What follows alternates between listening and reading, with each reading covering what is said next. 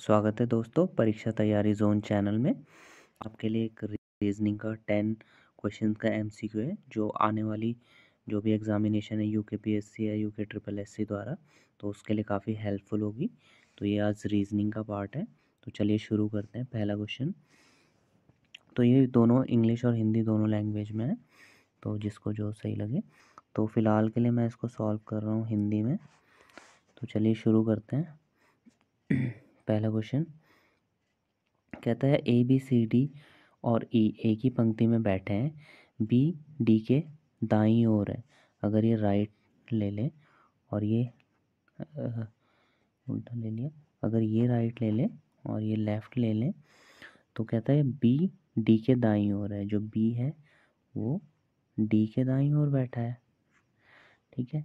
फिर कहता है सी और सी के बाईं ओर है। तो जो बी है वो डी के तो दाईं ओर है और सी के बाईं ओर है, तो सी कहीं यहाँ बैठा होगा। कहता है ए बी के दाईं ओर बैठा है। ए भी क्या बैठा है, इधर ही की साइड बैठा है। या तो यहाँ पर हो सकता है ए, या फिर यहाँ पर हो सकता है ए। फिर कहता है यदि ई पंक्ति के एक छोर पर बैठा है, हो सकता है ई यहाँ पर बैठा हो और हो सकता है ई एक छोर पे मतलब एंड पॉइंट पे बैठा हो अगर ई। तो कहता है तो बी के ठीक बाईं ओर कौन बैठा होगा। बाईं ओर मतलब लेफ़्ट की साइड, तो बी के ठीक लेफ़्ट की साइड डी है। तो क्वेश्चन में ही जो स्टेटमेंट दिया था वही इसका आंसर भी है, तो इसका आंसर है डी, ऑप्शन नंबर सी। चलते हैं नेक्स्ट क्वेश्चन की तरफ।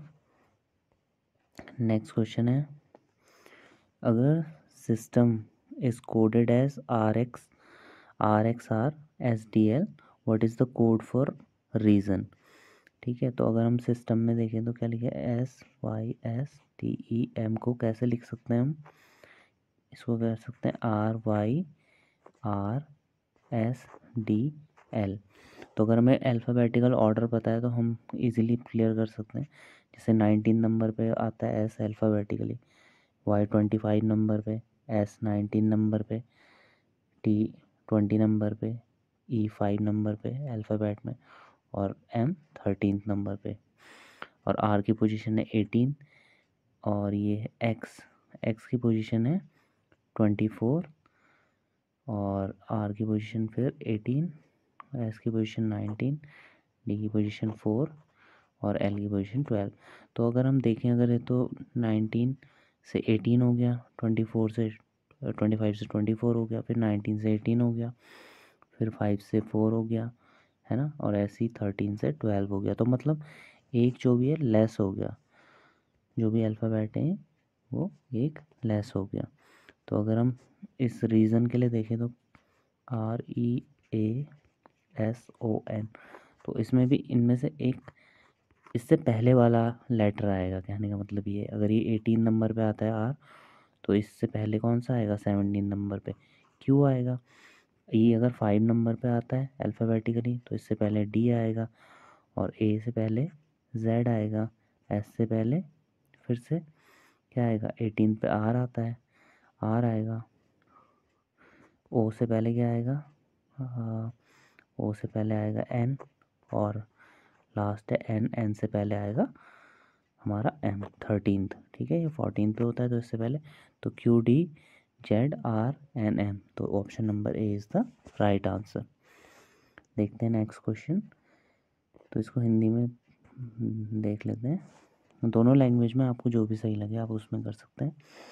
तो कहते हैं एक तस्वीर की ओर इशारा करते हुए, अगर ये तस्वीर है, एक तस्वीर की ओर इशारा करते हुए एक महिला कहती है, एक महिला कहती हैं, ठीक है, कोई भी लेडी है, ये कहती है कि वह मेरी माँ के पिता, तो इसकी जो मदर है, इसकी मदर के पिता, के पिता, ठीक है, मतलब इस लेडी के नाना की एकमात्र बेटी, इनके नाना की एकमात्र बेटी मतलब इसकी मदर ही हुई, इन्हीं की बात हो रही है, का एकमात्र पुत्र है। तो जो ये फोटो में ये इसकी मदर का एकमात्र पुत्र है, तो इसका तो भाई हो गया ये, है ना। तस्वीर में व्यक्ति महिला से कैसे संबंधित है, तो ऑप्शन नंबर है भाई, ए is the correct answer. Next देखते हैं, सीरीज़ का क्वेश्चन है। तो कहते हैं find the missing number in the series 3, 8, 15, 24 और उसके बाद का हमें फाइंड करना है फिर 48। तो देखते हैं 3 के बाद अगर +5 करें तो 8, फिर 8 में कितना प्लस करें। सबसे पहले सीरीज़ वाले में हम प्लस वाले कॉन्सेप्ट पे चलते हैं कि कैसे इंक्रीज़ हो रहा है। पहले प्लस, फिर मल्टीप्लाई, फिर स्क्वायर, क्यूब देखना होता है किस टाइप से बढ़ रहा है सीरीज़ में या घट रहा है। तो देखो फिर 8 फिर +7 हो गया, है ना। फिर उसके बाद 5 और 4 फिर +9 हो गया। तो है ना कैसे चल रहा है, 5 और 2 7 और 2 9 और 2 11। तो अगर 24 में 11 प्लस करें आता है क्या हमारा 35। तो 35 ए इज़ द करेक्ट आंसर। तो ये वाला तो इजी था। नेक्स्ट देखते हैं। तो कहता है कि निम्नलिखित में से कौन सा वेन आरेख संगीतकारों, वायलिन वादकों और कलाकारों के बीच संबंध को सर्वोच्च रूप से दर्शाता है। तो इसके ऑप्शन है एक वृत्त के भीतर दूसरा वृत्त, दोनों एक तीसरे वृत्त के भीतर, दूसरा है एक तीसरे वृत्त के भीतर 2 प्रतिच्छेदी वृत्त और तीसरा है 3 प्रतिच्छेदी वृत्त। तो कौन सा इसमें, जैसे हम ऐसे क्वेश्चन को वेन आरेख को सर्कल में करते हैं तो कह रहा है संगीतकार, वायलिन वादक और कलाकार। तो कलाकार तो ये दोनों ही हैं, तो मतलब बड़ा जो सर्कल आएगा वो कलाकार का होगा।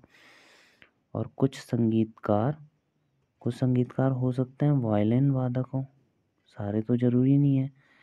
तो इसलिए इसका सबसे बेस्ट ऑप्शन खा ही होगा कि एक तीसरे वृत्त के भीतर 2 प्रतिच्छेदी, है ना, आपस में इंटरसेक्ट कर रहे हैं वृत्त। तो option number B is the right answer. Next देखते हैं क्वेश्चन नंबर 6। इसमें है डॉक्टर पेशेंट, तो लॉयर किसको करेगा, इजी है, तो क्लाइंट, है ना। तो लॉयर क्लाइंट से रिलेटेड। Next question number 7। निम्नलिखित समूह में कौन सा शब्द संबंधित नहीं है। तोता, गौरैया, छिपकली, कौवा, कबूतर। तो इनमें से कौन से एक ही ग्रुप में, इजी है तो, है ना। खा हो गया छिपकली, बाकी सारे तो बर्ड हैं। नेक्स्ट क्वेश्चन देखते हैं question number 8। A is greater than B, A B से बड़ा है और B is greater than C and C is equal to D, then which of the following is definitely true. अगर ऐसा है तो इनमें से जो ऑप्शन है इनमें से कौन सा बिल्कुल सही है। ए डी से बड़ा है, ए डी से बड़ा है, बिल्कुल सही है ना। फिर डी क्या बी से बड़ा है, तो ऑप्शन नहीं होगा इसका आंसर, है ना। बाकी तो गलत है कि डी कैसे बड़ा हो सकता है बी से, जब सी के बराबर है, सी छोटा है बी से, और ए बराबर सी तो नहीं है। तो ऑप्शन ए इसका करेक्ट आंसर है।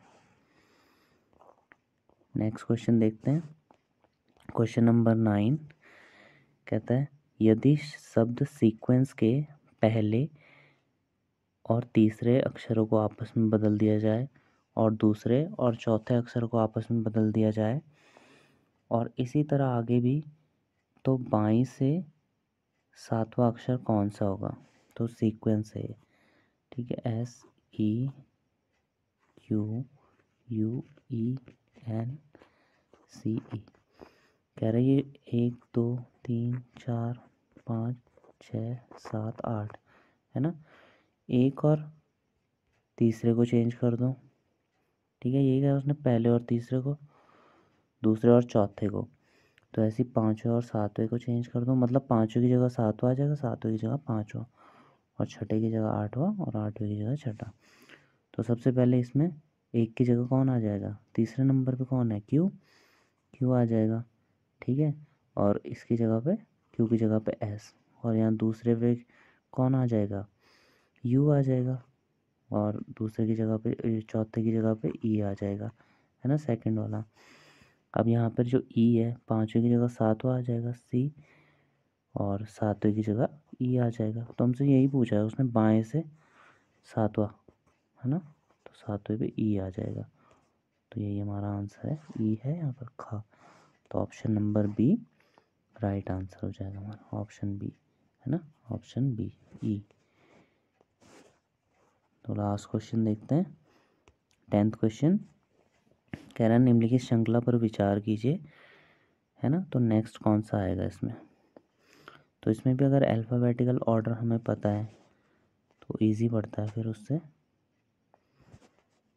तो देखते हैं, इसमें जैसे बी आता है सेकंड नंबर पे, फिर डी फोर्थ नंबर पे, फिर एफ 6 नंबर पे, एच 8 नंबर पे। तो कैसा सीक्वेंस बन रहा है, 2 से 4, 4 से 6, 6 से 8 और 8 के बाद 10।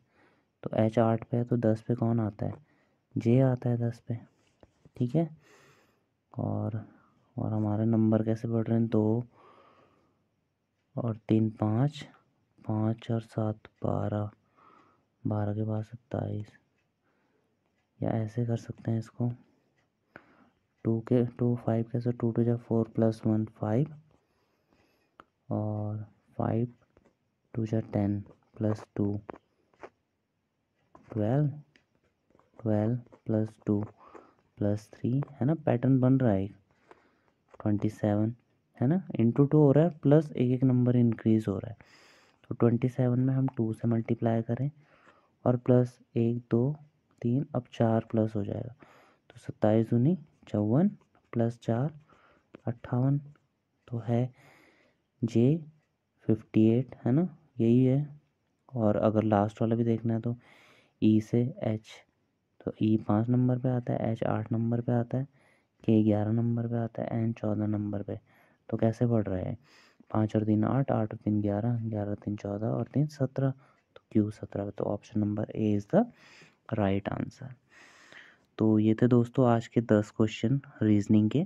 तो ऐसे ही आने वाले टाइम में जो भी हमारे एग्ज़ाम में लोअर पीसीएस या एफआरओ जिसमें भी रीजनिंग का पोर्शन आएगा तो उसके लिए हेल्पफुल होंगे।